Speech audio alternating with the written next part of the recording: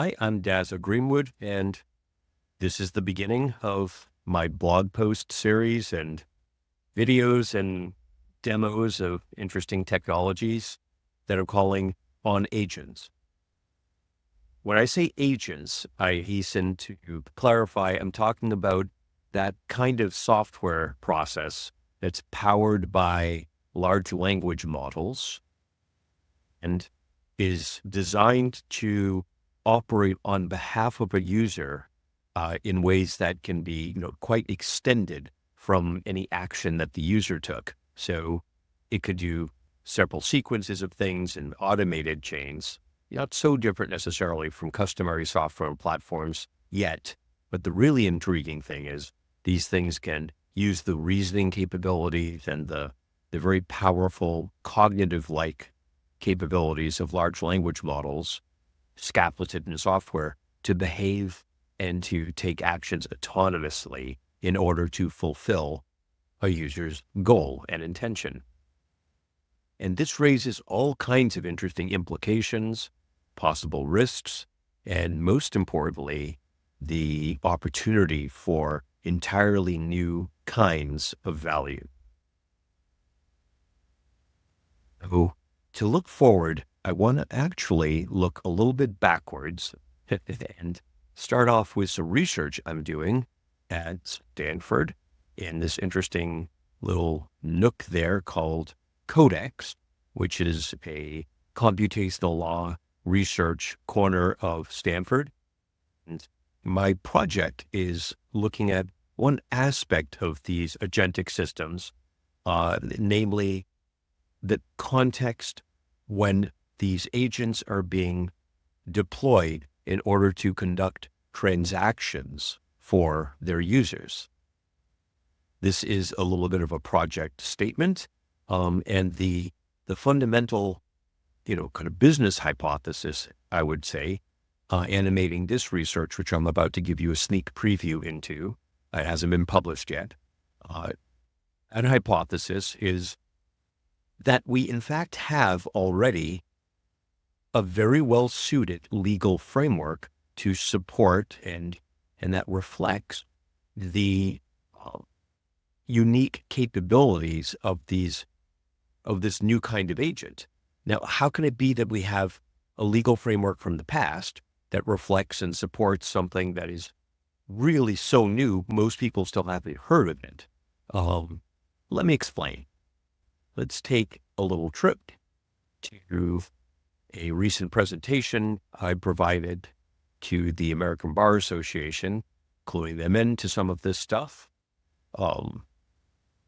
And the spoiler is we're going to look at a uniform state law called Uniform Electronic Transactions Act and the associated federal law known as ESI, the Electronic Signatures in Global and National Commerce Act, both of which contain provisions directly on electronic agents, as it's called in those statutes. Let's take a look at the definition of an electronic agent in both of those statutes. The term is defined as a computer program or an electronic or other automated means, check, used independently to initiate an action or respond to electronic records or performances. That's rather dense legal language that comes out of commercial legal frameworks, but fundamentally it means to act and respond to actions. And here's the most important part, in whole or in part, without review or action by an individual at the time that the agent conducted that interaction.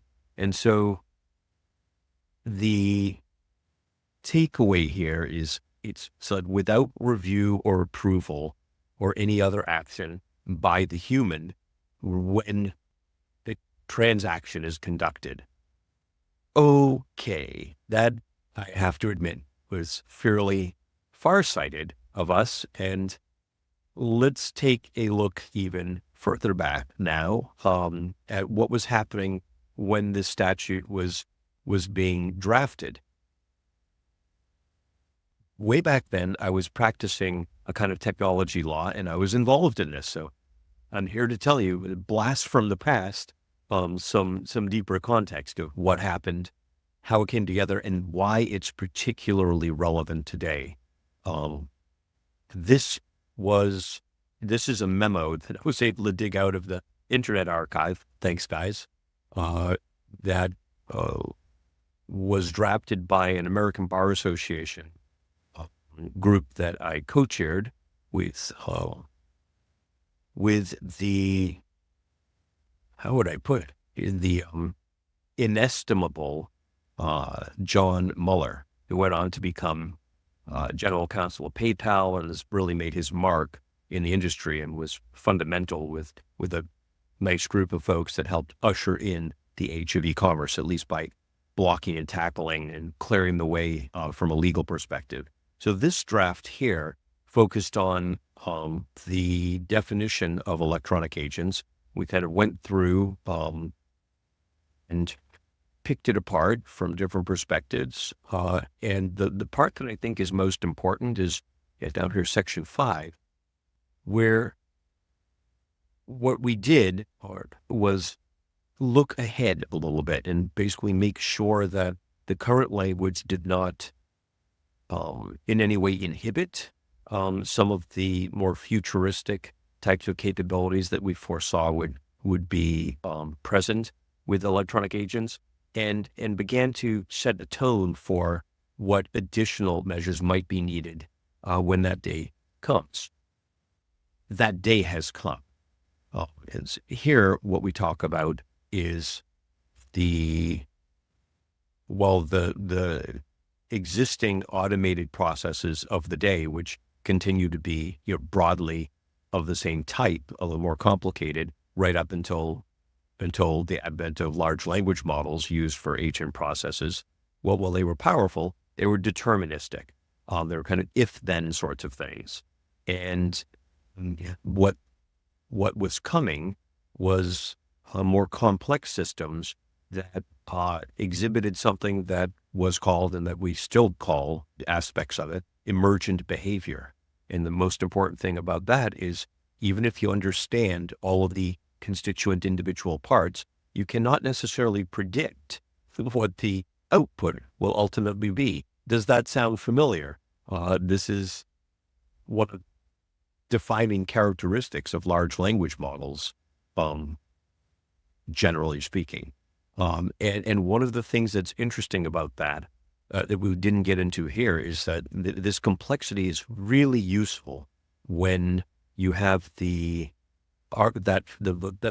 artificial intelligence trying to grapple with and draw correct inferences about more complex, potentially somewhat ambiguous situations. Kind of situation, that kind of context is more the norm than the exception with commercial transactions. There can be all kinds of facts and circumstances that happen that you could not specifically foresee and code an if-then statement for, if-else statement, that sort of thing. And this is really good, especially when the technology, as the powerful frontier models are capable of today, especially when they're capable of drawing reasonable and frequently correct, for some value of correct, this is a reasonable and acceptable, satisfactory conclusions about what the counterparty probably needs, and what our options probably are, and the best way to achieve an outcome that is in alignment with the goal that we have as a user. This is unprecedented. We haven't had technology that could actually do that well before. Now we do. We looked ahead at that happening back then, and we basically suggested that there may be a need for some additional legal certainty around what would happen, especially when you have multi-agent systems that are conducting transactions, where it's really hard to predict what the outputs will definitely be. And and where the emergent behavior might not just be found with any individual agent or each individual agent, but where you might start to see a kind of a group emergent behavior or like a population level emergence of some deeper types of patterns that can start to gather, kind of a head of steam all their own. Um, when you see anything that starts to look like a market, these patterns can show up with things like booms and busts or, kind of hype cycles or bubbles, word like that. There's other types of patterns as well that develop. And just behaviorally speaking, if we can put it that way, at this level and for these types of systems, there may be other types of patterns that develop that we at this point can not reasonably predict.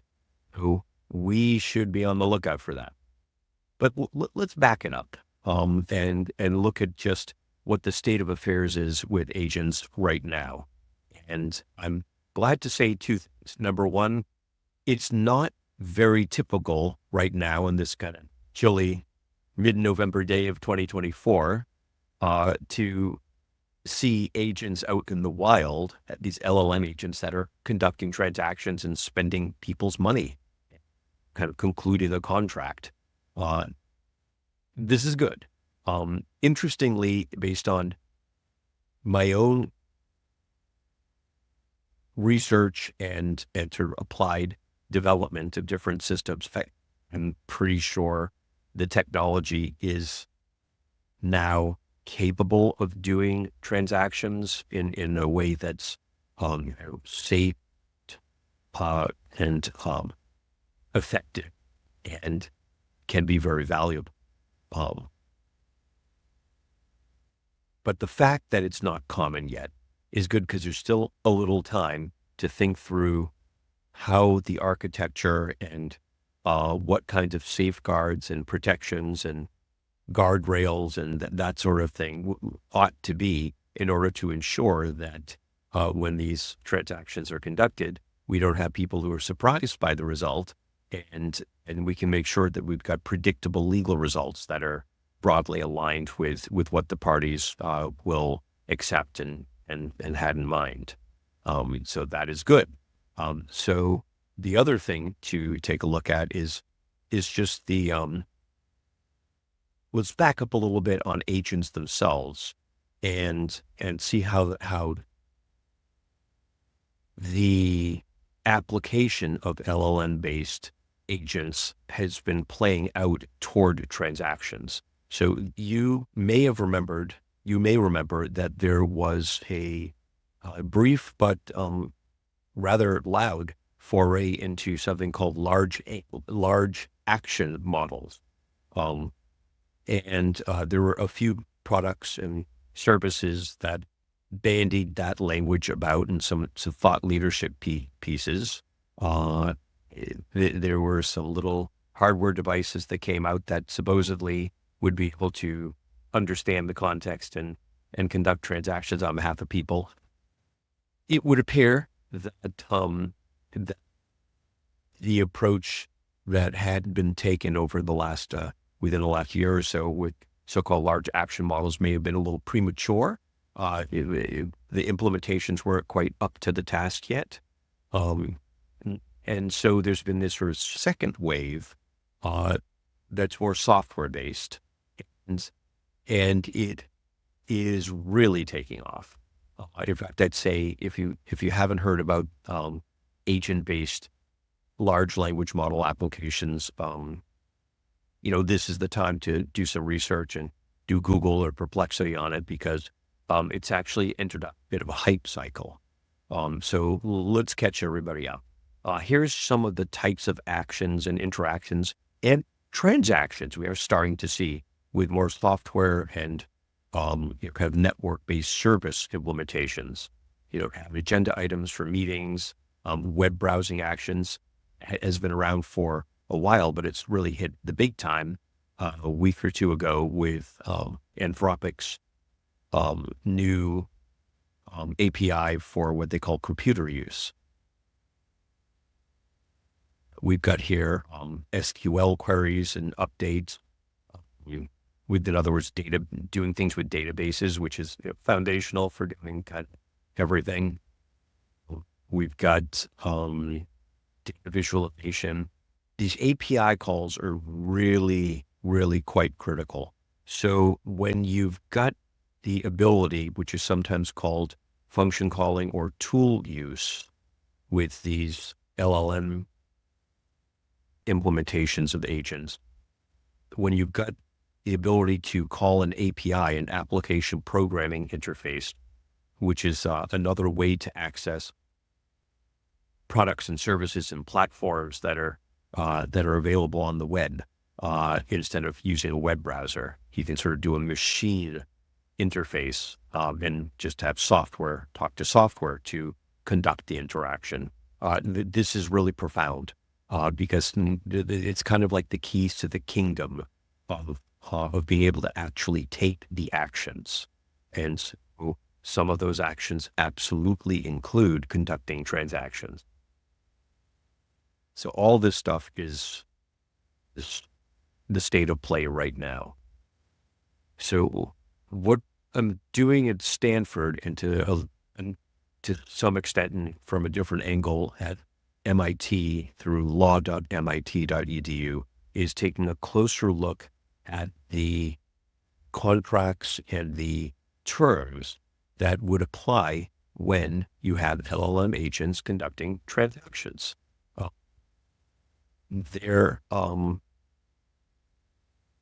are several, so beyond the private law terms that apply, in other words, like what's in the terms and conditions, or what you might have programmed through an API as part of the data interchange that becomes part of a deal when it's finalized.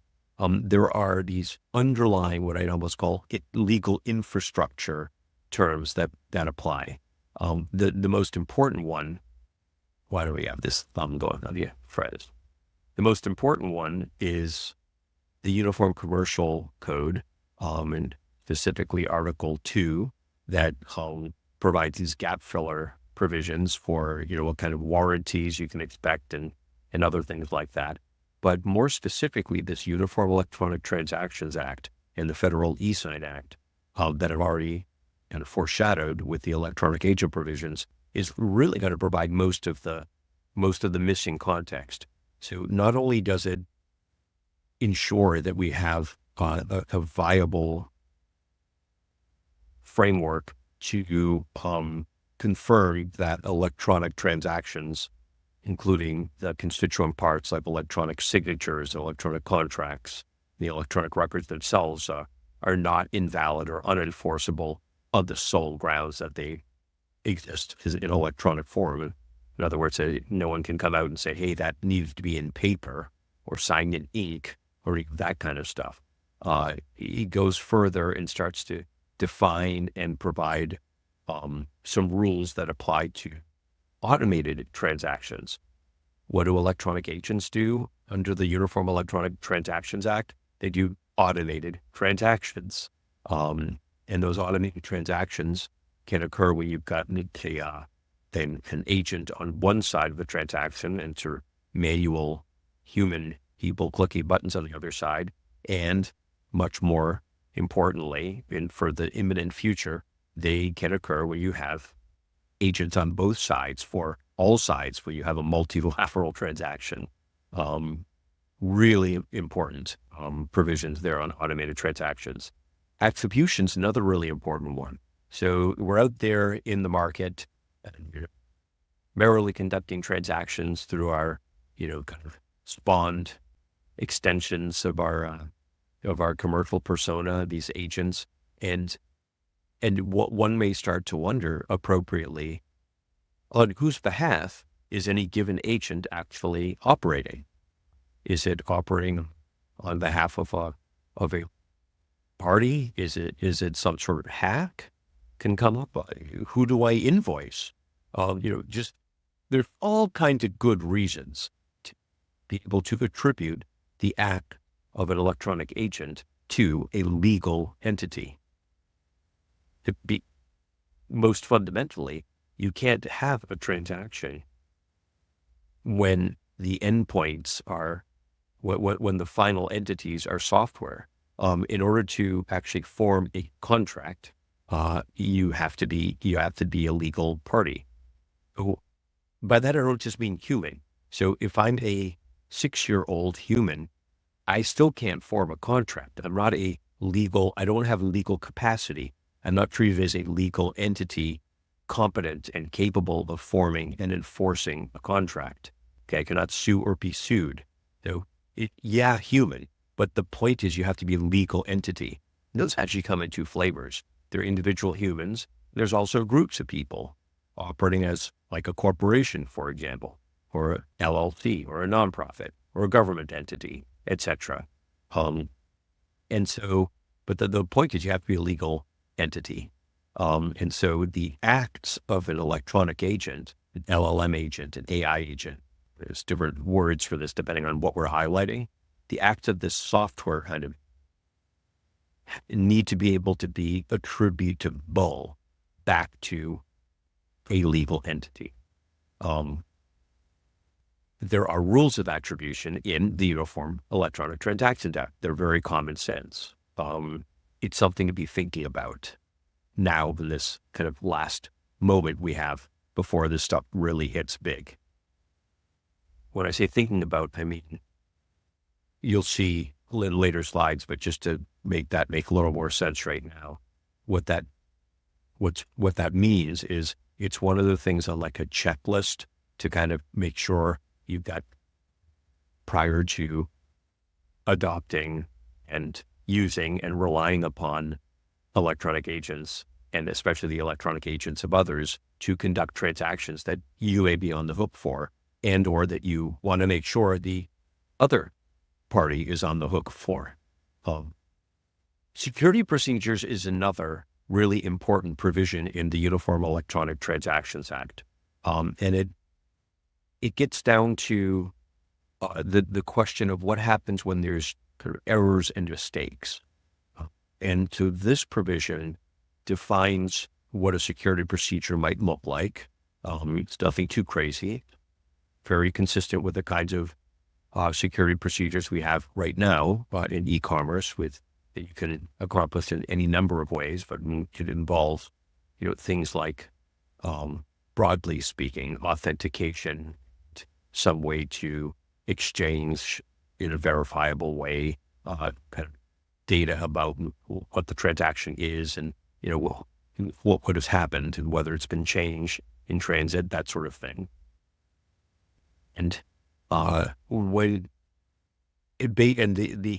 the upshot of this is it's another good thing to kind of have on your checklist that there's a security procedure of some adequate type in place between your agent and the other side, especially when it's your agent and another agent. You can think of it as like, what should the protocol be? It doesn't have to be like one big fat, international standard setting organization protocol that we can wait, decades for or years for before people then figure it out. Who knows what will be at the end of all that? It could just be something that you agree about with the other parties, or it could be small communities that come up with, basically regular expected methods and mechanisms for achieving the security. And that can be broadly understood as a protocol. It's certainly a procedure. And so when I say a protocol, I mean, it's just what are the facets of the transaction to be looking at and make sure that you've got it figured out. What do you get when you do this? Not only, kind of information security hygiene, but you also get a little goodie. So when there's an agreed security procedure between, two parties, let's say, and one party was applying the security procedure, and let's say the other party was not, and then there was an error or mistake, and the party that was not applying the security procedure would have known that there was an error or mistake if they had applied the security procedure. Then the party that applied it may have grounds to get out of it, to reverse the transaction.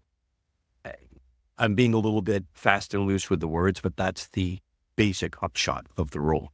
So security procedure, another real good thing to put in your checklist when you're thinking about getting involved with using electronic agents, so LLM-powered AI agents to conduct transactions, or when you're operating with the agents of others.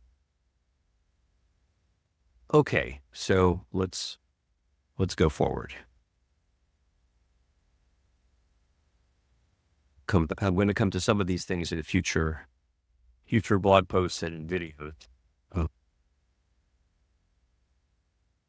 Here's a little cheat sheet that looks at this a different way. It's really important to be able to have some kind of way to authorize and delegate authorization from the user to the software agent system. And ways to look at that is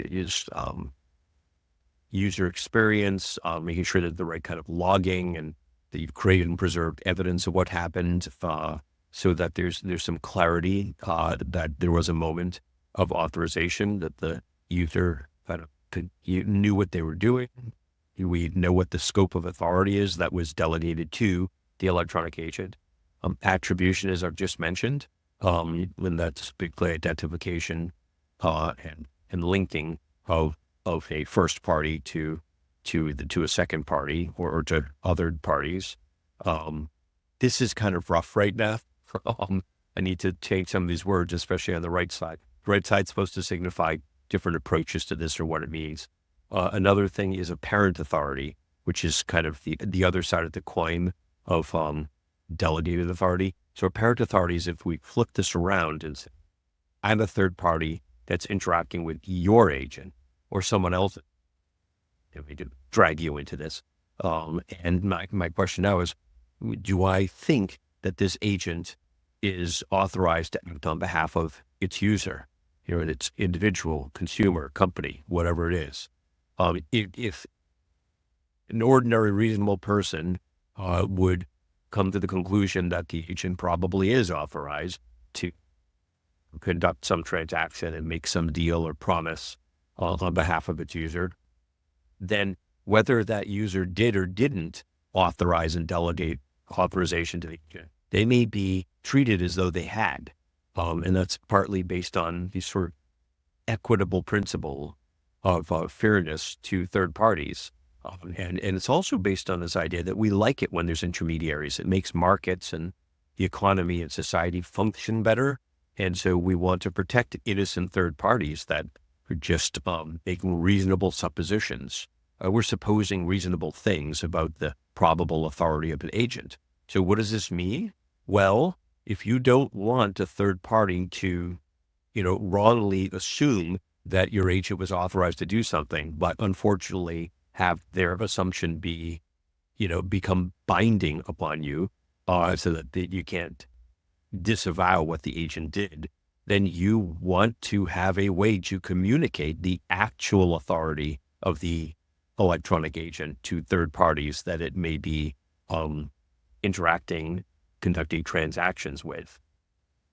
This gets a little bit trickier. I've been doing a lot of prototyping of this, and as I kind of game it out, one of the things I'm seeing on that is you don't, of course, want to undercut your bargaining position. So if you have something like this agent's authorized to spend up to $150 for this widget, guess what everyone's going to offer their widget at, $149.99 or whatever. And there's lots of ways you can sort of tend to damage your negotiating position or other rights and prerogatives that you want to maintain by over communicating certain aspects of the authority of the agent.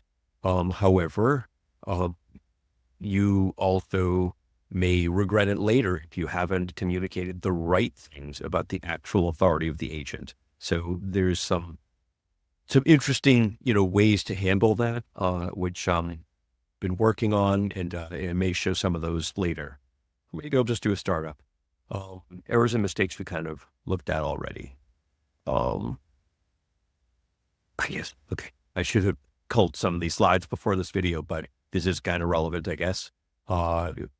if you're interested in this Stanford research or the related MIT research on LLM agents and the legal infrastructure, and also some pretty cool prototyping that we're doing in that venue, you can come to computationallaw.org and put a little Google form there that you can sign up, and we can show you some good stuff. And there may be ways that you can get involved. I should probably mention some of the things I'm going to demo in this series are MIT and Stanford research, and some of them are just my individual research.